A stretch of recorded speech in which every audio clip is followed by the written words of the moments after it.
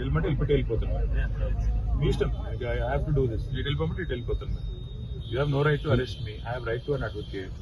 ఎవరు చెప్పి in writing ఏంటి నాకు పద్ధతి కాదు కదా. మర్యాదగా మీతో కోఆపరేట్ చేస్తుంటే మీరు ఇంతమందిని పెట్టి హడావుడి ఎందుకు చెప్పండి. Right to an advocate. ఆడ పోయినాక వాళ్ళని చెప్పమని మీరే మీకు చెప్తుంది. ఏసీ యూఆర్ నాట్ ఏసీపీ, వాళ్ళు ఏసీపీ. వాళ్ళు చెప్పండి నాకు, నేను వాళ్ళని అడుగుతాను కదా. వాళ్ళు చెప్పండి నాకు. లేదంటే ఇటు వెళ్ళిపోతాను. మరి మీ ఇష్టం. It's your wish.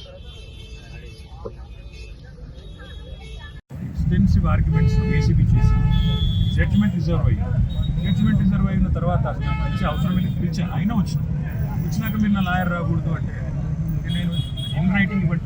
లాయర్ రాకూడదు, ఇన్ రైటింగ్ ఇవ్వండి.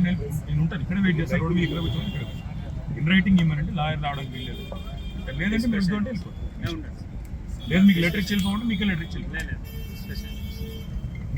ఎక్స్టెన్సివ్ ఆర్గ్యుమెంట్స్ ఏసీబీ చేసి జడ్జ్మెంట్ రిజర్వ్ అయిన తర్వాత పిలిచే అవసరం లేదు. పిలిచే అయినా వచ్చినాక మీరు నా లాయర్ రాకూడదు అంటే నేను ఇన్ రైటింగ్ ఇవ్వండి.